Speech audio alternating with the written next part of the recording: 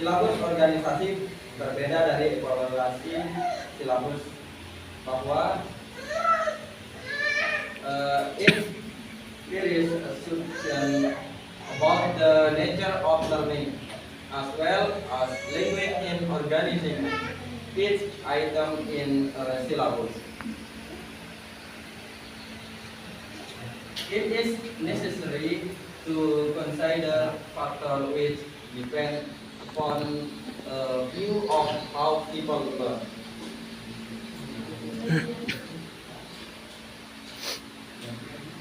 Membawa asumsi tentang sifat pembelajaran serta bahasa dalam mengatur butir-butirnya dalam silabus. Nah, jadi perbedaan organisasi silabus dan evaluasi silabus itu, kalau organisasi silabus ini kan berbeda dengan evaluasi silabus di sini, yaitu membawa asumsi-asumsi ke dalam jenis pembelajaran di silabus tersebut. Sedangkan yang selanjutnya material silabus. The material syllabus. And this indeed, about the nature of language in terms of asumsi tambahan tentang sifat bahasa di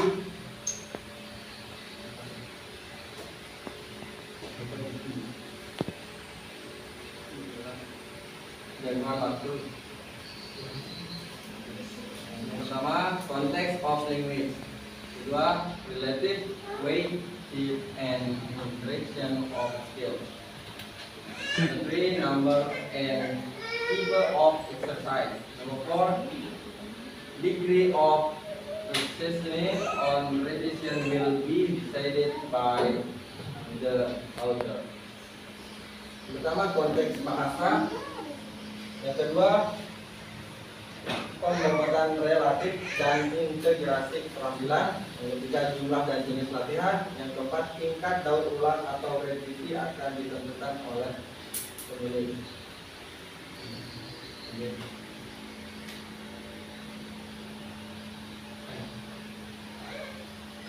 Kemudian poin keempat ada the teacher syllabus.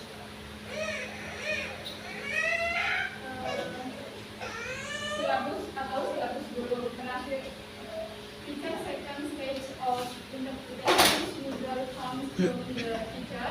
These types of syllabus, the great majority of students in the world learn through the mediation of teachers. Teachers can influence the clarity, intensity, and frequency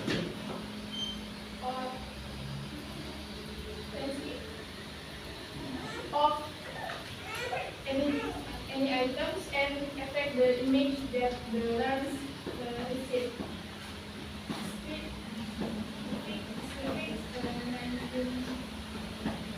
Therefore, recalls how an inexperienced teacher work finish in the 2 minutes and activity that he will spend 20 minutes on.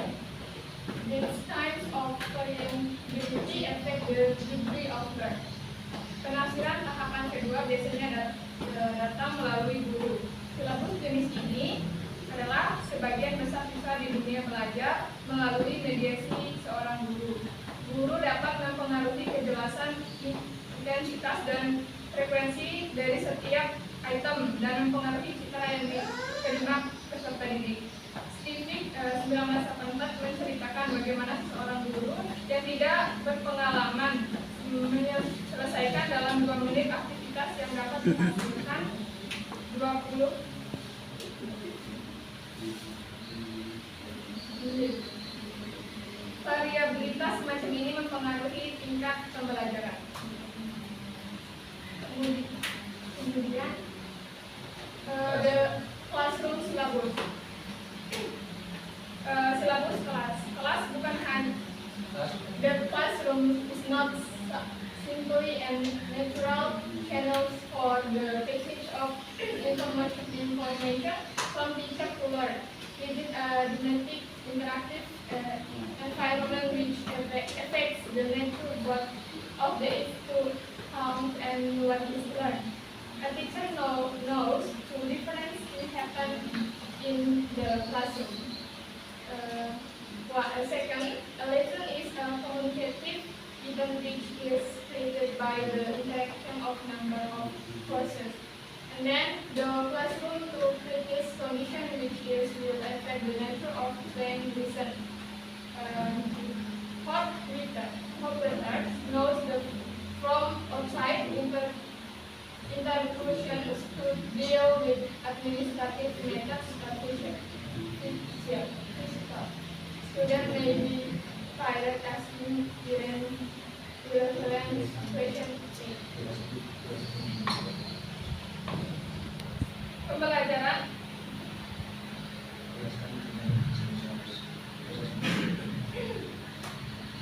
jadi kelas bukan hanya keseluruhan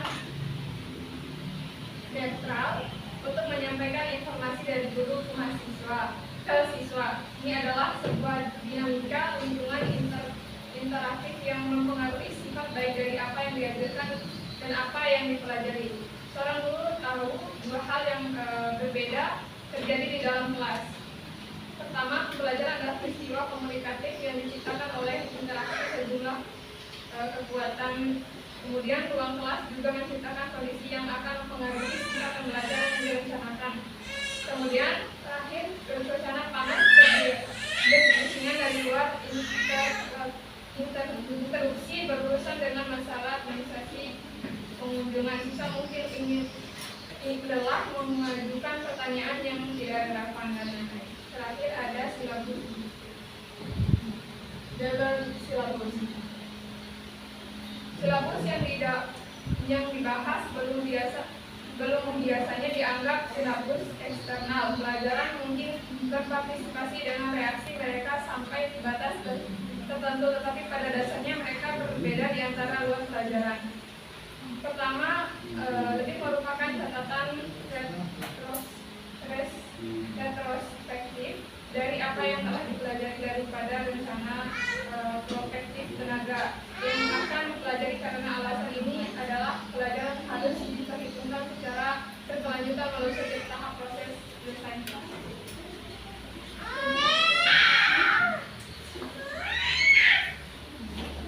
Oke, kita lanjut ke poin kedua. Underline why should we have syllabus. Nah, language is complex, entirely can be learned in one go. Nah, jadi maksudnya pada poin pertama ini kenapa kita harus mempunyai silabus? Karena yang pertama kan bahasa itu adalah suatu hal yang kompleks kan. Jadi kita tidak bisa sekali jalan gitu dari bahasa langsung kita bisa semuanya langsung bisa. Nah, tentu ada tahapan-tahapan, misalnya tahap ini kita pelajari ini, terus di tahap ini kita jelaskan ini, dan tahap berikutnya ada tahapan-tahapan sendiri dalam melakukan sesuatu. Nah, oleh karena itu kenapa kita harus punya silabus di dalam poin pertama.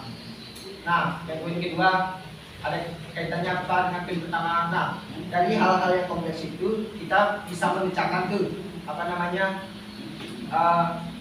hal-hal yang kompleks itu kita kita bagi dia dalam berbagai unit dalam silabus itu untuk mencapai tahapan-tahapan tersebut. Terus yang ketiga adalah in practical benefits, the syllabus gives moral support to the teacher and learner. Nah, maksudnya apa? Ya, jadi secara tidak langsung ini memberikan manfaat gitu kan terhadap seorang pengajar ataupun si pembelajar. Manfaat moral yang semacam apa? Nah, tentu jika ada silabus, ada tempat acuan dalam melakukan sesuatu, tentu seorang guru ataupun pembelajar itu tidak lagi meraba-raba apa yang akan dilakukan pada tahap ini, apa yang akan dilakukan pada tahap selanjutnya. Tentu secara tidak langsung itu memberikan keuntungan moral terhadap guru dan si pembelajar. Nah, di silabus especially ISP has cosmetic rule. Jadi maksudnya apa? Di dalam khususnya di dalam English specific purpose ini as cosmetic role. Nah, kata kosmetik ini kan tentu ada kaitannya dengan kecantikan. Nah, kaitannya apa? Tentu di dalam English specific purpose ini silabus itu memiliki peran kosmetik, yaitu memberi nilai keindahan atau memberi nilai tambah kecantikan dalam melakukan pembelajaran di English specific purpose itu. Kali ini yang terakhir, the syllabus can be seen statement of the projected rules. Nah, poin yang terakhir ini hanya pengulangan dengan bahasa yang berbeda, dapat dilihat sebagai pernyataan yang diproyeksikan. Jadi ya sudah jelas itu. Kalau silabus ini kenapa kita harus pilih silabus itu? Jadi adalah tujuan kita yang diproyeksikan gitu di dalam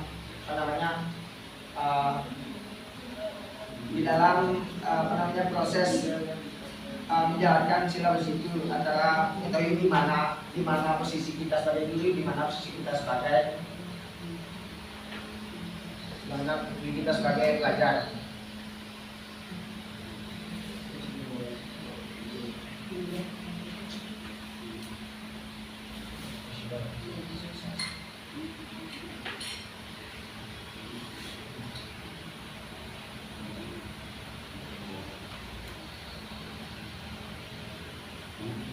Nah, pada poin ini sama halnya dengan kurang lebih yang saya sampaikan tadi di poin pertama, hanya saja ini lebih diperincikan, tidak masuk ke dalam pembahasan kenapa kita harus mempunyai silabus itu sendiri.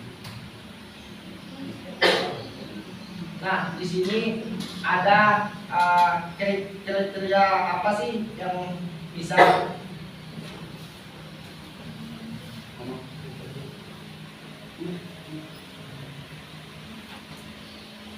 kriteria dalam menyusun silabus. Yang pertama ada topik silabus. Nah, tentu dalam penyusunan silabus itu kita harus mengetahui topiknya. Misalnya sebagai contoh nih, kan tidak mungkin kita membuat silabus itu secara umum kan, tentu ada tujuan yang ingin kita capai, ada ekspektasi di sana. Nah, misalnya topik silabus nih, kita ingin membuat silabus di dalam konsep kesehatan. Nah, tentu topiknya hanya berkaitan dengan hal itu. Ada topik yang dibicarakan dalam kriteria tidak secara umum gitu. Kalau secara umum itu dia termasuk ke dalam sistem pendidikan yang kayak umum tadi, yang English general. Yang kedua ada struktural. Nah, dan ini dalam pembuatan silabus kriteria apa yang dibutuhkan. Yang selanjutnya ada struktur, grammar. Tentu dalam pembuatan silabus itu dia itu harus menggunakan bahasa-bahasa yang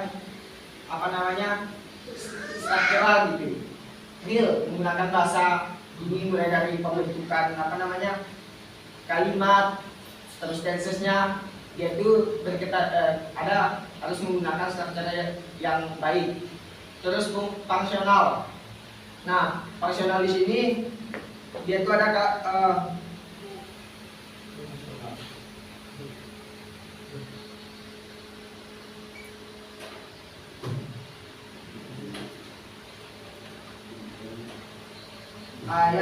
kalau yang fungsional ini, karena silabus ini akan dijalankan pada tahap sudah direncanakan, memang tidak ada lagi perubahan di dalam proses pembelajaran, jadi memerlukan makna konseptual gitu kan di dalam fungsional silabus ini. Misalnya contoh waktu, ruang, dan tempat itu diungkapkan gitu melalui bahasa atau hubungan yang logis, karena pendekatan ini antara pembelajar dan pengajar ini adalah pendekatan yang komunikatif. Jadi harus ada memiliki fungsi yang fungsional gitu, misalnya kayak permohonan, permintaan maaf di situ.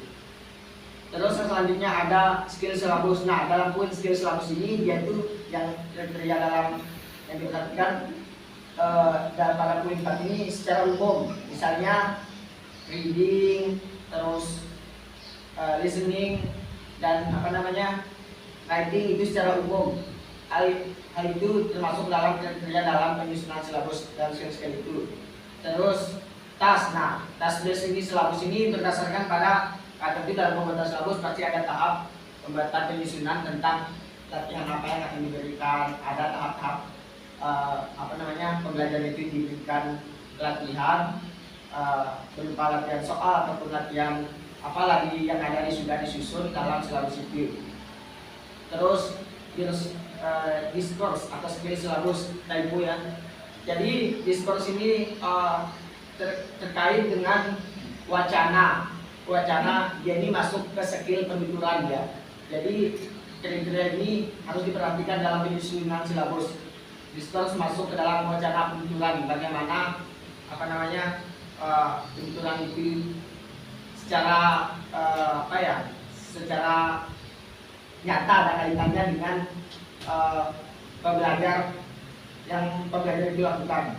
Terus strategi. Nah, di poin ketiga ini ada strategi, sekalian strategi. Nah, tentu dalam penyusunan silabus ini ada kriteria strategi tentu pasti di dalam proses pembelajaran maupun secara umum ataupun tidak umum, pasti setiap guru itu mempunyai strategi ataupun metode-metode dalam pengajaran. Nah, sama halnya dengan silabus tentu memperhatikan hal itu.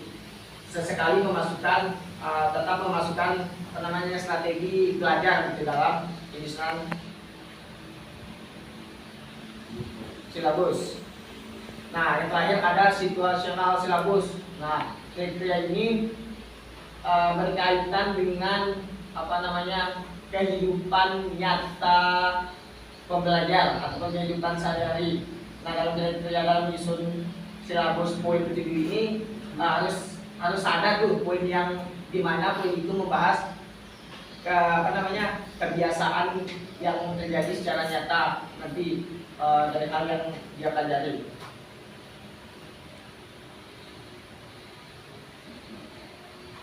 Nah, ini adalah sesuatu hal yang diperhatikan dalam desain silabus. Ini adalah tambahan materi dari sertifikat tadi pagi yang kita berikan. Mungkin teman-teman bisa menanyakan nanti di dalam sesi tanya jawab. Hanya saya membacakan secara garis besar. Di situ tentu desain desain silabus tentang keperluan tertentu seperti student, ada detas, sama sih halnya yang sudah saya jelaskan. Tetapi yang saya jelaskan tadi tidak detail seperti kayak di student ini ada ininya gitu, ada level, ada tujuan definisinya. Karena tadi saya menjelaskan secara umum. Terus yang pertama ada di student, terus ada task, terus ada the text, terus external contents, dan silabus format. Nah, gimana sebenarnya?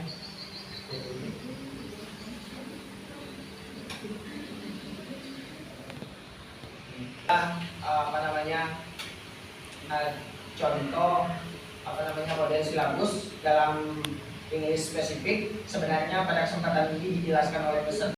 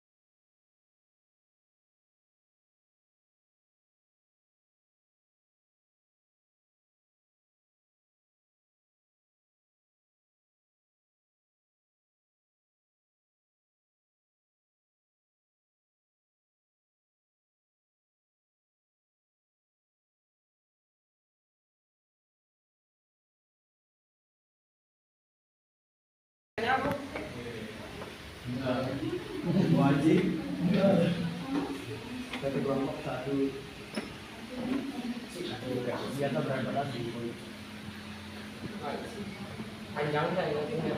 Enggak, kubang seleksi. Tambah di channelnya guys. Jangan lupa like, Dari comment, dia dan subscribe. Dengan membernya siapa? Sultan mana? Dua. Terus emang kelompok aku buat konten. Akan Masukin grup. Silakan pertanyaannya. Sini saya ingin bertanya pada poin kedua, pada pembahasan kelima, yaitu tentang penting untuk mempertimbangkan faktor-faktor yang bergantung pada pandangan tentang bagaimana orang belajar. Pertanyaan saya di sini adalah faktor seperti apa yang dimaksud dalam pandangan bagaimana cara orang belajar. Jelaskan.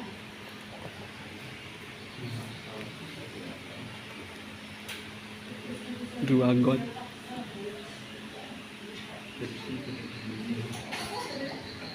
Pertanyaannya aja. Faktor seperti apa yang dimaksud dalam pandangan Dalam. Iya, jam. Editin. tentang bagaimana orang belajar. Bukori ya, satu lagi.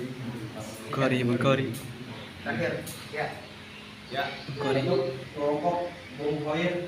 Terakhir. 5. Kelompok 5. Silakan mengalir. Rizky. Nanya dong. Belum. Kelompokmu itu. Pertanyaan atau tidak? Sikat dulu. Mungkin kita ada kebingungan mengenai silabus dalam satu sekolah pendidikan. Siapa nama anggota dulu? Untuk anggota kami dari kelompok 4. 5. 5. Nah, Empat kita. 5 dari kelompok Rizky Pauza, ikutnya Reza dan saya. Pauza. saya. Pauza. Tahan sih.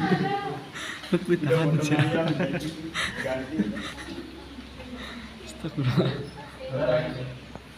Mengenai silabus, definisinya agak terlalu rumit kita memahami mengenai silabus. Yang mana kita tahu definisi dari silabus ini yang pernah dijelasin sama Pak Kurkon itu sejenis peraturan atau yang syarat-syarat itu yang menaungi di bawah RPP. Itu adalah nah dari sini nggak bertanya.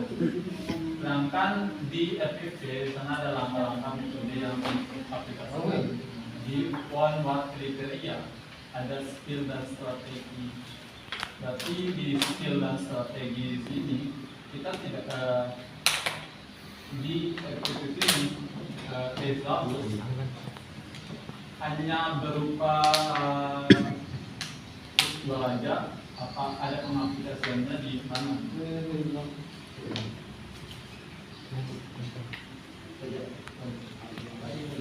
Ya, kelompok ekonomi. Dan kekurangan dari silabus itu.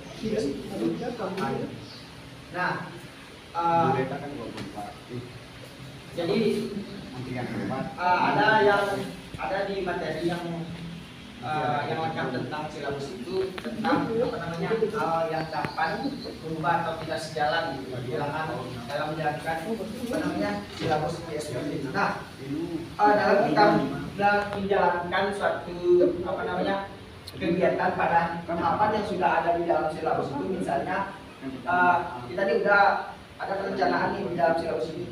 Biasanya dalam perjalanan menjalankan tahapan pada jurus itu ada situasi di mana nggak sesuai, misalnya ada nggak sesuai dalam apa yang kita rencanakan di dalam silabus itu. Nah, tentu di situ kita memerlukan hal baru ataupun aktivitas baru yang membuat kita itu menjadi berpikir kayaknya harus dikreasikan gitu di dalam di pertengahan perjalanan. Jadi secara tidak langsung jika kita berkreasi di dalam perjalanan itu tidak lagi mengikuti dulu silabus gitu.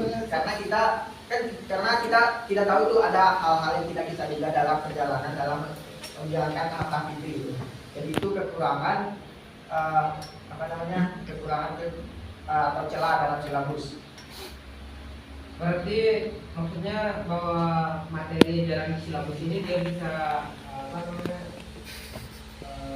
dinamis gitu ya? Ya, kan bisa berubah misalnya atau di nomor satu kan seperti yang saya jelaskan tadi itu kan karena dia itu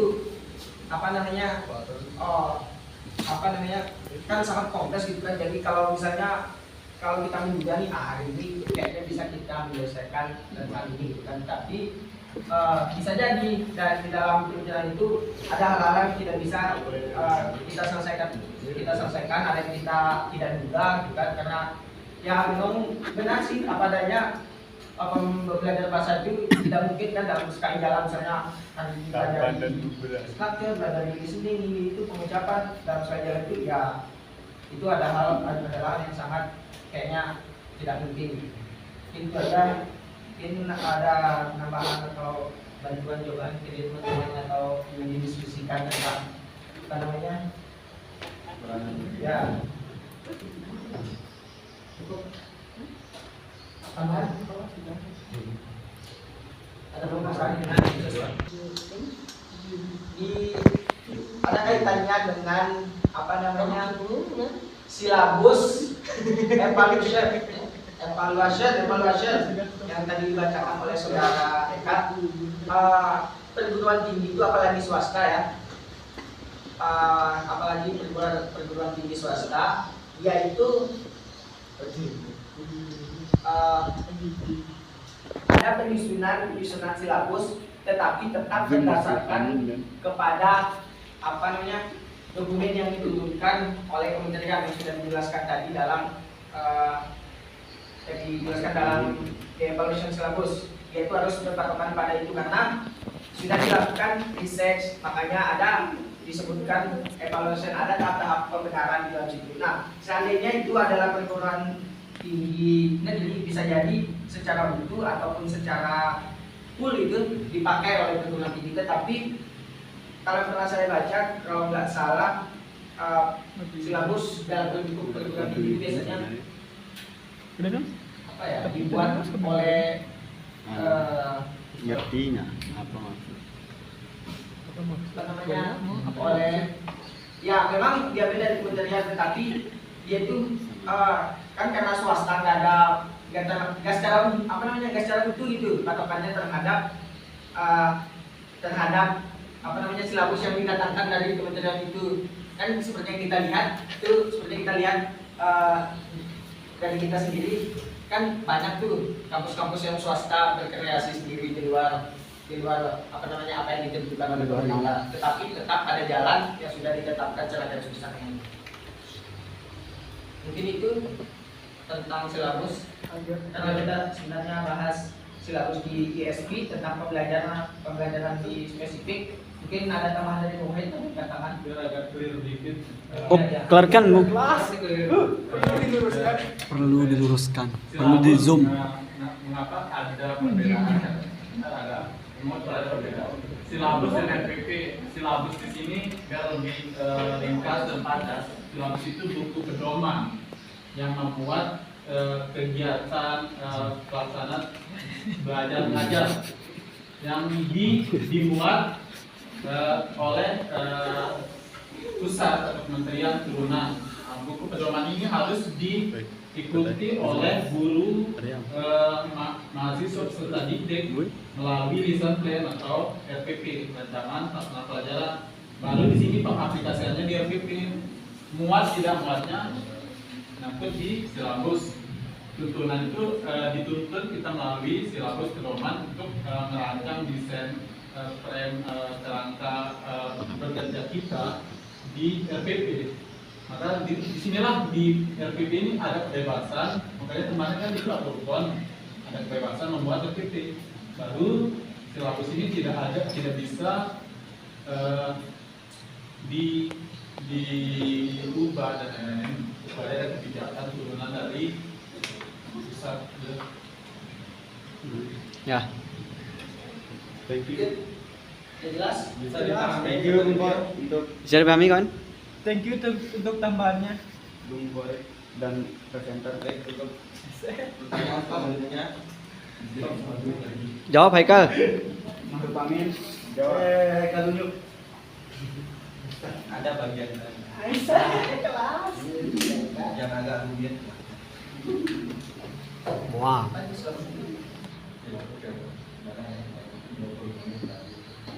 Ayo jadi sana mandornya ngajarin dulu. Mandor. Operator. Operator.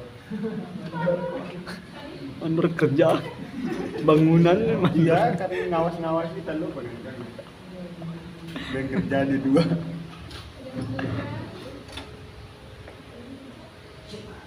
Langsung dari silabus itu apa itu pertanyaannya? Pertanyaannya ini orang bisa diulang. Ya, ya. Seorang itu tidak berpengalaman akan menyelesaikan dalam 2 menit aktivitas yang akan dihabiskan selama 20 menit. Nah, kita garis bawah ini ada dua poin di sana. Ada aktivitas yang sudah tercatat, yang sudah tercatat akan diselesaikan dalam 20 menit.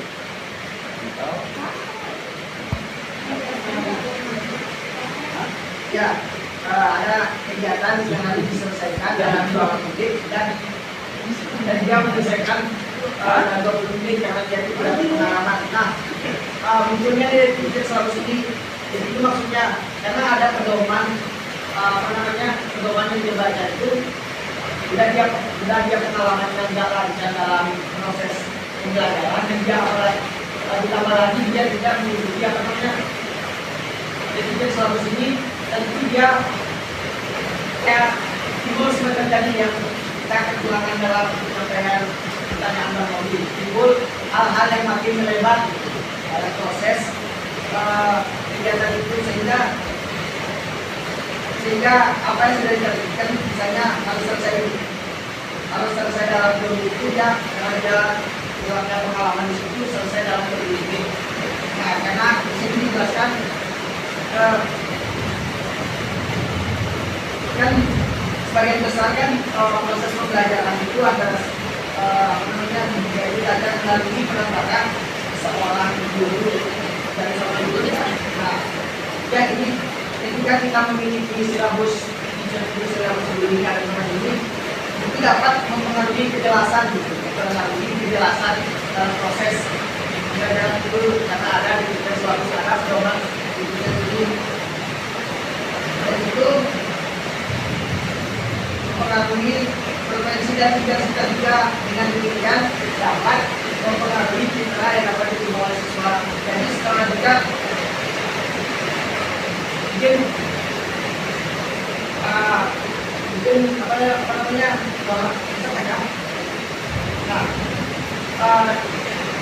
kan ini kan contoh yang diberikan oleh strategi yang diberikan bukan memberikan seorang juga tidak berkenalan itu berdasarkan dalam dua ini aktivitasnya bahasanya mungkin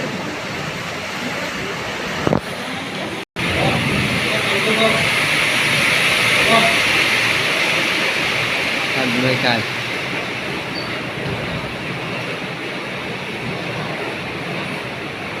terus ini yaitu disusun sekitar kemampuan yang terlibat dalam penggunaan bahasa untuk tujuan secara umum juga misalnya di sana kan skill umum nih. Nah, di bawah skill silabus itu sudah dicari ada diskon skill di sana terus ada skill strategi. Nah, kalau khusus apa namanya skill silabus ini biar tidak apa namanya ditempatkan secara umum di sana. Sedangkan untuk yang Komunitas analisis itu lebih kepada wacana yang terkait dengan konteks penggunaan. Nanti wajib ada. Tapi kalau yang atas itu yaitu apa namanya mencegah dan umum. Nah, kenapa ditulis ulang sini? Karena itu bisa analisis ini konteks apa namanya penghitungan itu harus terkait dan konteksnya harus terkait dengan penggunaannya. Terkait oleh karena itu didadakan ada sekitar kalau secara bukan itu tidak betul-betul. Nah, oleh karena itu bisa bergerak terjadi.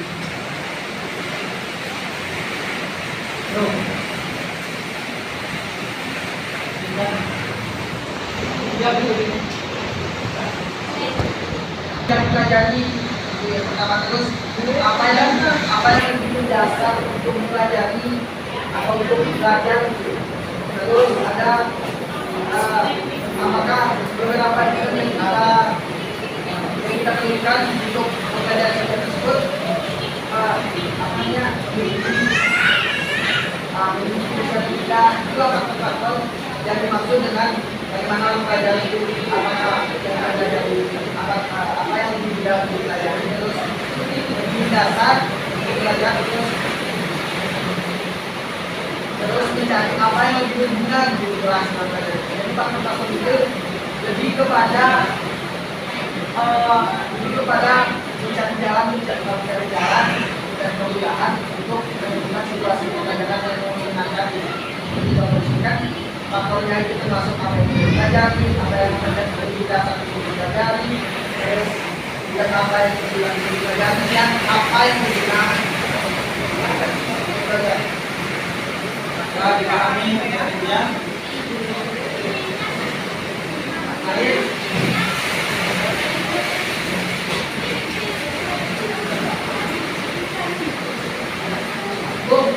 Gimana apa tadi pertanyaannya?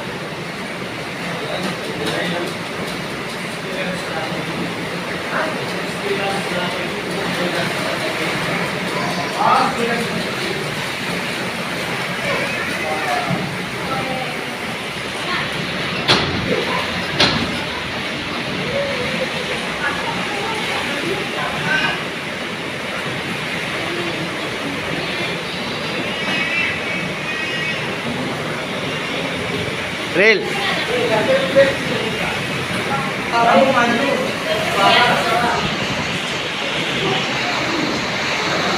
Mungkin itu saja presentasi dari kelompok 3. Kami mohon maaf apabila ada kekurangan. Lebihnya mohon maaf. Assalamualaikum warahmatullahi wabarakatuh. Waalaikumsalam warahmatullahi wabarakatuh.